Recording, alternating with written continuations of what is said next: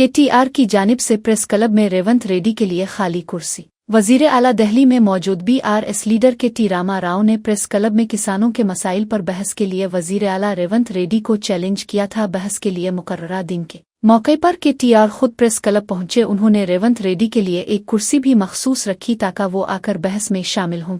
वजीर आला रेवंत रेड्डी इस वक्त दिल्ली के दौरे पर हैं और बहस में शरीक न हो सके। केटीआर ने कहा कि वो सिर्फ बातों के नहीं अमल के आदमी हैं, इसलिए बहस के लिए मौजूद हैं। उन्होंने कहा कि अगर रेवंत रेड्डी किसी और दिन वक्त मकाम पर बहस चाहते हैं तो वो भी कबूल है। केटीआर ने जोर दिया कि किसानों के मसाइल पर अवामी बहस जरूरी है। उन्होंने हुकूमत पर तनकीद करते हुए कहा कि वादे करने वाले पीछे रहे हैं। प्रेस क्लब में मीडिया और बीआरएस कारकुनों की बड़ी तादाद मौजूद थी। बहस की कुर्सी खाली रही, लेकिन केटीआर ने कहा कि दरवाजे अब भी खिले हैं।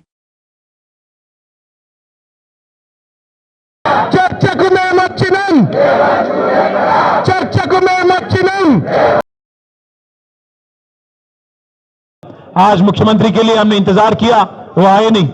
हम तो तैयार हैं, आगे भी मुख्यमंत्री अगर प्लेस तय करेंगे, डेट तय करेंगे, जहां भी वो बुलाएंगे हम तैयार रहेंगे, हम आएंगे।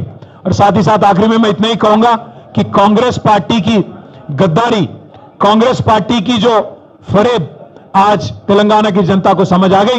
पता नहीं क्यों मोदी जी को नहीं समझ आ रहा है। बार बार आते हैं मोदी जी और अमित शाह जी और कहते तो बातें तो बहुत करते हैं।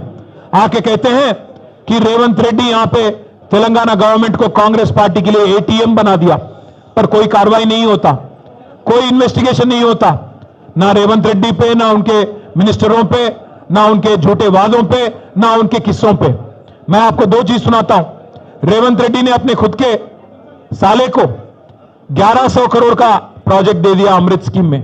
उस पे हम गए दिल्ली, शिकायत किए, केंद्र सरकार से रिक्वेस्ट किए कि आप जांच करिए, कोई कुछ नहीं होता।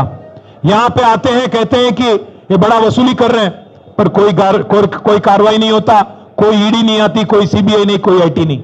साथ ही साथ यहां पे एसएलबीसी टनल